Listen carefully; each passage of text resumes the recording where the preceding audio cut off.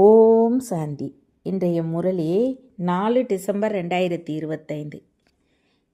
பாப்தாதா மதுபன். இனிய குழந்தைகளை, உங்களுக்கு இப்போது தந்தை மூலமாக தெய்வீக பார்வை கிடைத்திருக்கிறது. அந்த தெய்வீக பார்வை மூலமாகவே நீங்கள் ஆத்மா பரமாத்மாவை பார்க்க முடியும். கேள்வி: நாடகத்தின் எந்த ரகசியத்தை புரிந்து கொள்பவர்கள் எந்த அறிவுரையை யாருக்கும் கொடுக்க மாட்டார்கள்? பதில்: நாடகத்தில் நடந்து முடிந்த எல்லாம் மீண்டும் அக்யூரேட்டாக ரிப்பீட் ஆகும் என புரிந்து கொள்பவர்கள் ஒருபோதும் யாரையும் பக்தியை விட சொல்லி அறிவுரை கொடுக்க மாட்டார்கள். எப்பொழுது அவர்கள் புத்தியில் ஞானம் நல்லபடியாக அமருமோ அப்போது நான் ஆத்மா, நான் எல்லையற்ற தந்தையிடமிருந்து ஆஸ்தி பெற வேண்டும் என்பதை புரிந்து கொள்வார்கள். எப்போது எல்லையற்ற தந்தையின் அறிமுகம் கிடைக்குமோ அப்போது எல்லைக்கு உட்பட்ட விஷயங்கள் தாமே முடிவுக்கு வரும். ஓம் சாந்தி. நீங்கள் உங்கள் ஆத்மாவின் சுய தர்மத்தில் அமர்ந்திருக்கிறீர்களா? ஆன்மீக தந்தை ஆன்மீக குழந்தைகளிடம் கேட்கின்றார். ஏனென்றால் எல்லையற்ற தந்தை ஒருவரே. அவரை உயிர் என்று சொல்வது குழந்தைகளுக்கு தெரியும்.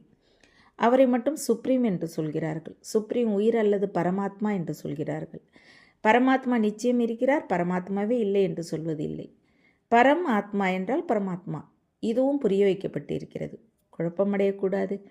ஏன் என்றால் 5000 வருடங்களுக்கு முன்பும் நீங்கள் இந்த ஞானத்தை கேட்டீர்கள்.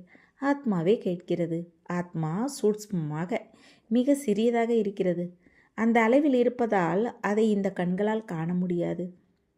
ஆத்மாவை இந்த கண்களால் பார்த்தவராக எந்த மனிதரும் இருக்க முடியாது. பார்க்க முடியும், ஆனால் அதை தெய்வீக காட்சியால் பார்க்க முடியும். அதையும் நாடக திட்டப்படியே பார்க்க முடியும். நல்லது. ஒருவருக்கு ஆத்மாவின் காட்சி கிடைப்பதாகவே கொள்வோம். அப்போது அவர் மற்ற பொருள்களைப் போலவே அதையும் பார்ப்பார். பக்தி மார்க்கத்தில் எந்த காட்சி கிடைத்தாலும் அதை இந்த கண்களாலேயே பார்ப்பார்கள். அந்த தெய்வீக பார்வை கிடைக்கும் பொழுது சைத்தன்யத்தில் பார்ப்பார்கள். ஆத்மாவிற்கு ஞானக்கண் கிடைக்கிறது, அதை கொண்டு பார்க்க முடியும். ஆனால் தியானத்தில் பார்க்க முடியும். பக்தி மார்க்கத்தில் அதிக பக்தி செய்யும் பொழுது காட்சி கிடைக்கிறது. அப்படி மீராவிற்கு காட்சி கிடைத்தது, நடனமாடினார். அப்போது வைகுண்டமே இருக்கவில்லை. அது நடந்து 500-600 வருடங்கள் இருக்கும். அந்த நேரம் வைகுண்டமே இருக்கவில்லை. எது நடந்து முடிந்ததோ அதை தெய்வீக திருஷ்டியால் பார்க்கலாம். எப்போது அதிக பக்தி செய்து முற்றிலும் பக்தி மயமாவாரோ அப்போது காட்சி கிடைக்கும். எனினும் அதனால் முக்தி கிடைப்பதில்லை. முக்தி, ஜீவன் முக்தியின் பாதை பக்தியிலிருந்து முற்றிலும் வேறாக இருக்கிறது.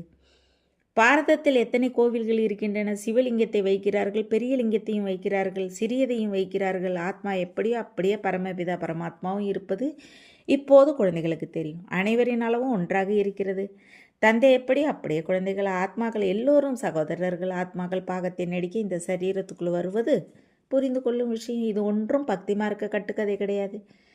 ஞான மார்க்க விஷயங்களை ஒரு தந்தையே புரிய வைக்கிறார். எல்லையற்ற நிராகார தந்தையே முதலில் புரிய வைக்கிறார். அவரை யாரும் முழுமையாக புரிந்து கொள்ள முடியாது. அவரை சர்வவியாபி என்று சொல்கிறார்கள். இது ஒன்றும் சரியில்லை. தந்தையிடம் புகார் சொல்கிறார்கள். மிக அன்போடு அழைக்கின்றார்கள். பாபா, நீங்கள் எப்போது வருவீர்களோ அப்போது உங்களிடம் நாங்கள் பலியாவோம். எங்களுக்கும் நீங்கள் மட்டுமே இருக்கிறீர்கள், வேற யாரும் இல்லை என்றும் சொல்கிறார்கள். அதனால் அவரை நிச்சயம் நினைவு செய்ய வேண்டும். குழந்தைகளே என்றார் தானே அழைக்கின்றார். ஆத்மாக்களுக்கிடையே பேசுகின்றார். இது ஆன்மீக ஞானம் என்று சொல்லப்படுகிறது. ஆத்மா பரமாத்மா நீண்ட காலம் பிரிந்து இருந்ததாக பாடப்படுகிறது. இதன் கணக்கையும் சொல்லியிருக்கிறார். நீண்ட காலமாக ஆத்மாக்கள் நீங்கள் பிரிந்து இருக்கிறீர்கள். நீங்களே இந்த நேரம் மீண்டும் உங்கள் ராஜயோகத்தை கற்றுக்கொள்ள தந்தையிடம் வருகிறீர்கள். இந்த டீச்சர் வேலைக்காரர். டீச்சர் எப்போதும் கீழ்ப்படிந்த வேலைக்காரராக இருப்பார். நான் அனைத்து குழந்தைகளுக்கும் வேலைக்காரராக இருக்கிறேன் என்று தந்தையும் சொல்கிறார். பதித்த பாவனரே, வந்து எங்களை தூய்மையாக மாற்றுங்கள் என நீங்கள் எவ்வளவு உரிமையோடு அழைக்கிறீர்கள். எல்லோரும் பக்தர்களே. பகவானே வாருங்கள், எங்களை மீண்டும் தூய்மையாக்குங்கள் என்று சொல்கிறார்கள். சொர்க்கத்தை தூய்மையான உலகம் என்றும் நரகத்தை அழுக்கான உலகம் என்றும் சொல்கிறார்கள். இவை எல்லாம் புரிந்து கொள்ளும் விஷயங்கள். இது கல்லூரி, அதாவது காட் பாதிலி யூனிவர்சிட்டி. மனிதரிலிருந்து தேவராவதே இதன் குறிக்கோள். நாம் இப்படி ஆக வேண்டும் என குழந்தைகள் நிச்சயம் செய்கிறீர்கள். யாருக்கு நம்பிக்கை இருக்காதோ அவர் பள்ளியில் அமர்வாரா என்ன? குறிக்கோள் புத்தியில் இருக்கிறது. தான் பாரிஸ்டர் அல்லது டாக்டர் ஆக வேண்டுமென்றால் படிப்பார் தானே. நம்பிக்கை இல்லை என்றால் வரவே மாட்டார்கள். நாம் மனிதரிலிருந்து தேவராக, நரனிலிருந்து நாராயணராக மாறுகிறோம் என்ற நம்பிக்கை உங்களுக்கு இருக்கிறது. இது மிக உண்மையான சத்யநாராயணராகும் கதை. உண்மையில் இது படிப்பு. இருந்தும் இது ஏன் கதை என்று சொல்லப்படுகிறது ஏனென்றால் 5000 வருடங்களுக்கு முன்பு கேட்டிருந்தீர்கள். நடந்து முடிந்தது கதை என்று சொல்லப்படுகிறது. இது நரனிலிருந்து நாராயணனாகும் படிப்பு. புது உலகில் தேவர்களும் பழைய உலகில் மனிதர்களும் இருப்பதை குழந்தைகள் உள்ளபூர்வமாக புரிந்திருக்கின்றீர்கள். தேவர்களிடம் என்ன குணம் இருக்குமோ அது மனிதர்களிடம் இருக்காது. அதனால் அவர்களை தேவர்கள் என்று சொல்கிறார்கள். மனிதர்கள் தேவர்களுக்கு முன்பாக தலைவணங்குகிறார்கள். நீங்கள் அனைத்து குணங்களும் நிறைந்தவர்கள் என்று பாடிய பிறகு நான் பாபி நீசன் என்று சொல்கிறார்கள். இதை மனிதர்களே சொல்கிறார்கள், தேவர்கள் சொல்வதில்லை. தேவர்கள் சத்தியுகத்தில் இருந்தார்கள், கலியுகத்தில் இருக்க முடியாது. எனினும் இந்த காலத்தில் அனைவரையும் ஷீ என்று சொல்கிறார்கள். ஷீ என்றால் உயர்ந்தவர், மிக உயர்ந்தவராக பகவானை மாற்ற முடியும். உயர்ந்த தேவர்கள் சத்தியுகத்தில் இருந்தார்கள். இந்த நேரம் எந்த மனிதரும் உயர்ந்தவர் இல்லை. குழந்தைகள், நீங்கள் இப்பொழுது எல்லையற்ற சந்நியாசம் செய்கிறீர்கள். இந்த பழைய உலகம் அழியப் போவது உங்களுக்கு தெரியும். எனவே இந்த எல்லாவற்றிலும் வைராக்கியம் இருக்கிறது. அவர்கள் அட்யோக சந்நியாசிகள், வீடு வாசலை விட்டுவிட்டு சென்றவர்கள். பிறகு வந்து மாளிகைகளில் அமர்ந்து இருக்கிறார்கள். இல்லை என்றால் குடிசையில் எந்த செலவும் இருக்காது. ஏகாந்தத்திற்காக குடிசையில் அமர வேண்டும், மாளிகையில் இல்லை. பாபாவுக்கும் குடிசை கட்டப்பட்டது. குடிசையில் எல்லா சுகமும் இருக்கிறது. இப்போது குழந்தைகள், நீங்கள் முயற்சி செய்து மனிதரிலிருந்து தேவராக வேண்டும். நாடகத்தில் நடந்து முடிந்த எல்லாம் மீண்டும் துல்லியமாக ரிப்பீட் ஆகும் என்பது உங்களுக்கு தெரியும். அதனால் பக்தியை விடுங்கள் என்று யாருக்கும் அறிவுரை கொடுக்கக்கூடாது. எப்போது ஞானம் புத்தியில் வருமோ அப்போது நான் ஆத்மா, நான் இப்போது எல்லையற்ற தந்தையிடமிருந்து ஆஸ்தி பெற வேண்டும் என்பதை புரிந்து கொள்வார். எப்போது எல்லையற்ற தந்தையின் அறிமுகம் கிடைக்குமோ அப்போது எல்லைக்கு உட்பட்ட விஷயங்கள் முடிகின்றன. இல்லற விவகாரத்தில் இருந்து கொண்டே புத்தியோகத்தை மட்டும் தந்தையிடம் வைக்க வேண்டும் என்று தந்தை சொல்கிறார். சரீர நிர்வாகத்திற்காக வேலையும் செய்ய வேண்டும். பக்தியிலும் சிலர் தீவிர பக்தி செய்கிறார்கள். நியமப்படி தினந்தோறும் சென்று தரிசனம் செய்கிறார்கள். தேகதாரிகளிடம் செல்வதெல்லாம் உலகிய யாத்திரை. பக்தி மார்க்கத்தில் எவ்வளவு அலைந்து திரிய வேண்டியிருக்கிறது. எங்கும் அலைய வேண்டியதில்லை. குழந்தைகள் வந்தால் புரிய வைப்பதற்காக அமர வைக்கப்படுகிறார்கள். மற்றபடி நினைவு செய்வதற்காக ஒரு இடத்தில் அமர வேண்டாம். பக்தி மார்க்கத்தில் ஒருவர் கிருஷ்ண பக்தராக இருந்தால் போக வர கிருஷ்ணரை நினைவு செய்ய முடியாதா? அதனால் நன்கு படித்தவர்கள் கிருஷ்ணரின் சிலை வீட்டில் இருக்கும் பொழுது கோவிலுக்கு ஏன் போக வேண்டும் என கேட்கின்றார்கள்.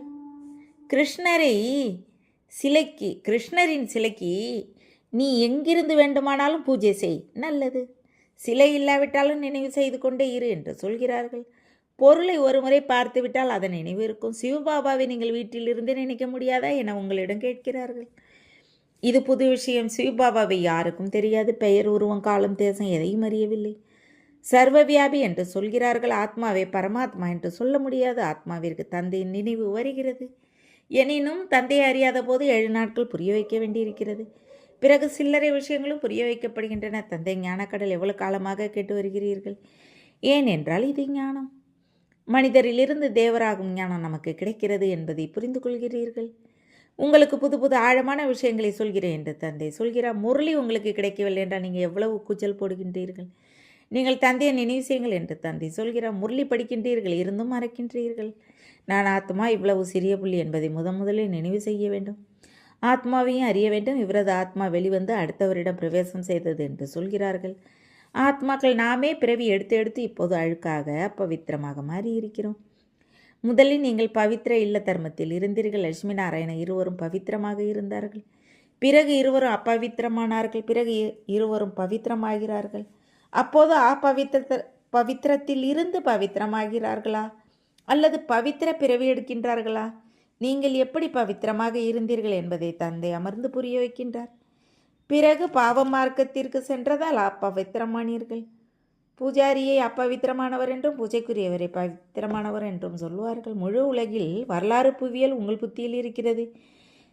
யார் யார் ராஜ்யம் செய்தார்கள், அவர்களுக்கு எப்படி ராஜ்யம் கிடைத்தது என்பது உங்களுக்கு தெரியும். மற்றபடி அதை தெரிந்தவர்கள் வேறு யாரும் இல்லை. உங்களிடமும் முன்னால் இந்த படைப்பவர் மற்றும் படைப்பின் முதல் இடை கடைசியின் ஞானம் இருக்கவில்லை. நீங்கள் நாஸ்திகராக இருந்தீர்கள், அறியாமல் இருந்தீர்கள். நாஸ்திகரானதால் எவ்வளவு துக்கமடைந்தீர்கள். இப்போது இந்த தேவர்களாக மாறி நீங்கள் இங்கே வந்திருக்கிறீர்கள். அங்கே எவ்வளவு சுகம் இருக்கும். தெய்வீக குணங்களையும் இங்கே தாரணை செய்ய வேண்டும். பிரஜாபிதா பிரம்மாவின் குழந்தைகள், சகோதர சகோதரிகள். கிரிமினல் பார்வை போகக்கூடாது. இதற்கு முயற்சி தேவை. கண்கள் மிகவும் கிரிமினலாக இருக்கின்றன. அனைத்து அங்கங்களையும் விட கிரிமினலாக இருப்பது கண்கள். அரைக்கல்பம் கிரிமினலாகவும் அரைக்கல்பம் சிவிலாகவும் இருக்கின்றன. சத்தியுகத்தில் கிரிமினலாக இருப்பதில்லை. கண்கள் கிரிமினலாக இருந்தால் அசுரர் என்று சொல்லுவார்கள். நான் அழுக்கான உலகத்திற்கு வருகிறேன் என்று தந்தை தானே சொல்கிறார். யார் அழுக்கானவர்களோ அவர்களே தூய்மையாக வேண்டும். இவர் தன்னை பகவான் என்று சொல்கிறார் என மனிதர்கள் சொல்கிறார்கள். மரத்தில் ஒரேடியாக தமோ பிரதான உலகின் கடைசியில் நிற்பதை பாருங்கள். அவரே பிறகு தவம் செய்கிறார். சத்தியுகத்திலிருந்து லட்சுமி நாராயணரின் அரச வம்சம் நடக்கிறது. வருடமும் இந்த லட்சுமி நாராயணரிடம் இருந்தே கணக்கிடப்படுகிறது. அதனால் லட்சுமி நாராயணரின் ராஜ்யத்தை காட்டும் பொழுது இதிலிருந்து 1250 வருடங்களுக்கு பிறகு திரேத்தாயுகம் என்று எழுதுங்கள் என தந்தை சொல்கிறார். சாஸ்திரங்களில் லட்சக்கணக்கான வருடங்கள் என எழுதிவிட்டார்கள். அதனால் இரவு பகல் வித்தியாசம் ஏற்படுகிறது. பிரம்மாவின் இரவு அரைக்கல்பம், பிரம்மாவின் பகல் அரைக்கல்பம் என்பதை தந்தையே புரிய வைக்கின்றார். இருந்தும் இனிய குழந்தைகளே, தன்னை ஆத்மாவென உணருங்கள். தந்தையை நினைவு செய்யுங்கள் என்று சொல்கிறார். அவரை நினைவு செய்து செய்து நீங்கள் தூய்மையாவீர்கள். பிறகு ஆத்மதி சோகதியாகும். அதற்காக நீங்கள் இங்கேயே உட்கார்ந்து விடுங்கள் என்று தந்தை சொல்லவில்லை. சர்வீசபிள் குழந்தைகளை உட்கார வைப்பதும் இல்லை. சென்டர்கள், மியூசியம் போன்றவற்றை திறந்து கொண்டே இருக்கிறார். வந்து உலகராஜ்ய பாக்கியத்தின் பிறப்புரிமையை பெற்றுக்கொள்ளுங்கள் என எத்தனை பேரை அழைக்கின்றீர்கள்? நீங்கள் தந்தையின் குழந்தைகள். தந்தை சொர்க்கத்தை படைப்பவர். அதனால் உங்களுக்கு சொர்க்கத்தின் ஆஸ்தி இருக்க வேண்டும். நான் ஒரே முறை சொர்க்கத்தை ஸ்தாபனை செய்ய வருகிறேன் என்று தந்தை சொல்கிறார். உலகம் ஒன்றுதான், அதன் சக்கரம் சுற்றி கொண்டே இருக்கிறது. மனிதர்களுக்கு அநேக சிந்தனைகள், அநேக வழிகள் இருக்கின்றன. எத்தனை வித வழிமுறைகள் இருக்கின்றன. இது அத்வைத்து வழி என்று சொல்லப்படுகிறது. மரம் எவ்வளவு பெரிதாக இருக்கிறது, எத்தனை கிளைகள் ஏற்பட்டு இருக்கின்றன, எத்தனை தர்மங்கள் பரவி இருக்கின்றன. முதலில் ஒரு வழி, ஒரு ராஜ்யம் இருந்தது. முழு உலகிலும் இவர்களின் ராஜ்யம் இருந்தது. அதுவும் இப்போது உங்களுக்கு தெரியும்.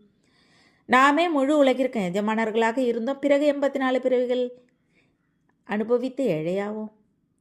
இப்போது நீங்கள் மரணத்தை வெற்றி பெறுகின்றீர்கள். அங்கே ஒருபோதும் அகால மரணம் ஏற்படுவதில்லை.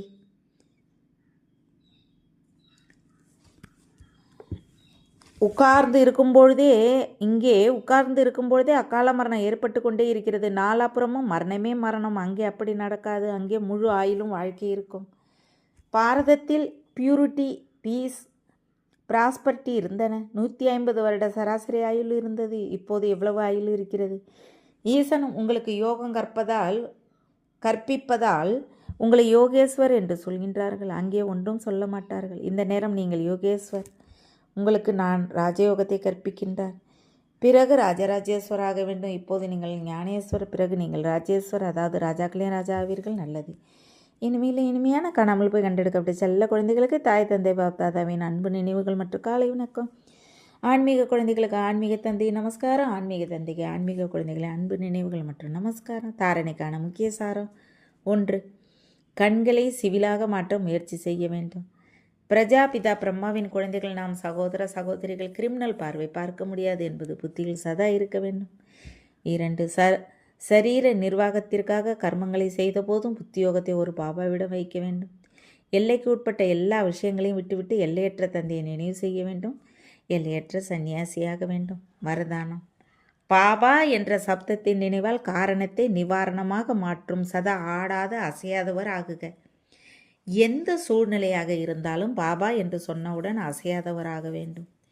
எப்போது பிரச்சனைகளின் சிந்தனைக்குள் போவீர்களோ அப்போது கடினத்தை அனுபவம் செய்வீர்கள்.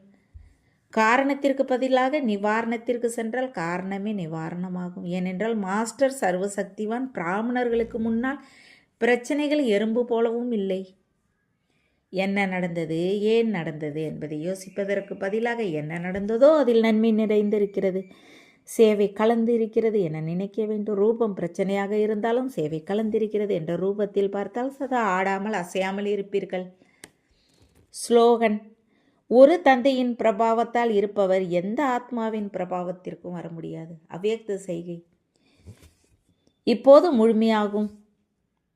கர்மாதீத்தாகும் ஆர்வம் கொள்ளுங்கள். கர்மாதீத் நிலையை பெறுவதற்கு சதா சாட்சியாகி காரியம் செய்யுங்கள். சாட்சி என்றால் சதா விலகிய மற்றும் அன்பான நிலையிலிருந்து ஒவ்வொரு காரியத்தையும் செய்யும் அலௌகிக ஆத்மா. நான் அலௌகிக அனுபவம் செய்பவர். அலௌகிக ஜீவன், உயர்ந்த ஜீவனுடைய ஆத்மா நான் என்ற போதை இருக்க வேண்டும்.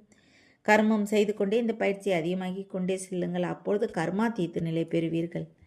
ஓம் சாந்தி. தேங்க்ஸ் பாபா.